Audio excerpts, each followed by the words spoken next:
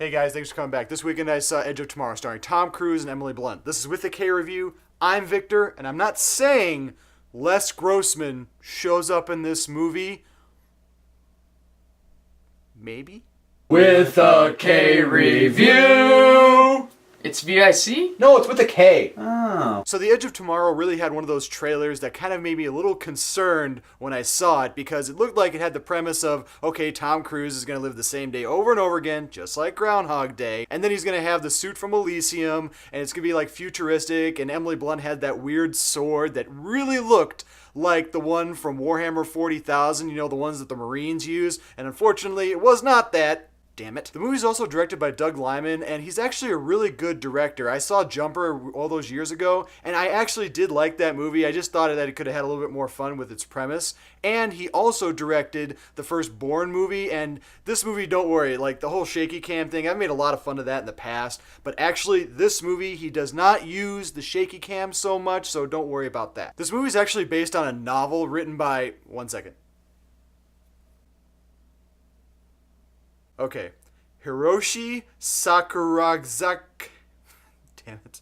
That word down there. And like every other movie that I'll probably see this summer that was based on a graphic novel or a book, I have not read this book, so I cannot compare this movie to the book. But what I can say about this movie is that it was actually really interesting, because I went into this movie expecting it to be kind of like the Tom Cruise show, kind of like Oblivion was. Like, you had a lot of cool characters in that movie, but it just took a really long time to actually get to the point. Now, except when he did Stacey Jackson, Rock of Ages, it really wasn't like the Tom Cruise show. It was like, at that point in that movie, he was really just kind of putting himself into that role and really made it his own. And in this movie, Edge of Tomorrow, Tom Cruise did put himself into this role very well. Because when I started watching this movie, I was like, I wasn't sure if it was actually going to be able to repeat each day and really make it interesting and keep me like interested in the movie. But it was really cool that Tom Cruise had a really good chemistry with Emily Blunt in this movie, and really it works throughout the entire movie. And the one thing in the movie that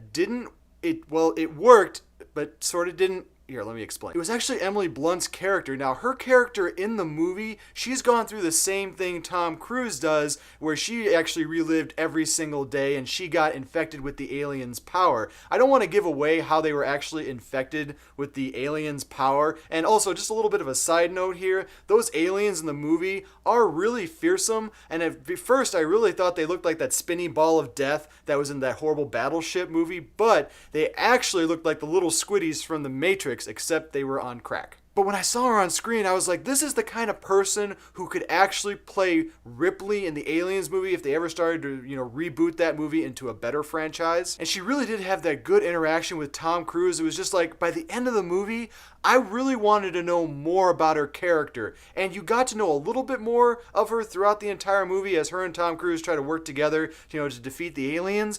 But there were just so many times that I was like, I really, really wanted to know more about her character. And that's not necessarily a bad thing. I mean, every movie is not perfect all the time. There are movies that, you don't have a lot of character development or whatever. And there was a little bit in this movie, like the other people, like the side people in the movie, like the platoon that they were with. I really kind of wanted to know more about them, and they were brought up a little bit in the movie, and they helped support, both the other characters in the movie. And again, I kind of wanted to know more about them too, because the movie was doing a really good job with its plot. And really, in the end, I did enjoy this movie. I liked everything that happened in it. I liked the way the plot went. Towards the end, I had no idea where they were going to go with the movie. And then when the ending actually happened, I was kind of like, and really, it wasn't a bad ending to the movie. I was just expecting a little bit more from the movie, because it did a really good job building up, all the stuff that was happening in the movie with the aliens and how he had to restart each day, and Emily Blunt's character. It just seemed like the ending kind of softballed itself. And again, not a bad ending, but I would have to say that this movie in general, for me, is going to get a 4K review, and it's going to get a really strong one, because the only thing that really brought it down was the ending. I really enjoyed it, and I think you guys should go see this one in theaters. And I saw this one in 3D, and I freaking hate 3D. but you guys should definitely go see this one in 3D. Make sure you go see it at any price. When it comes out on video, make sure to rent it, and it comes up on streaming, make sure to put that one in the top 5. And as always, thanks for watching my show, guys. I do appreciate all the viewers and subscribers that I do have. I have 42 right now, so if you want to give a little with a K whack right here and just subscribe to my channel. Whack these up here if you want to see some of my past reviews, and leave a little whacked out comment below and tell me what is your favorite Tom Cruise movie, and what do you want to see him do in the future? Do you want him to do a little bit more comedy like he did in this movie, or would you rather see more serious and dramatic roles from the Crewster? Because that's what I call him, because we're totally friends. But anyway, never forget, if you guys don't like what you're watching, you can always turn it off. But thanks for coming back and seeing me. Bet.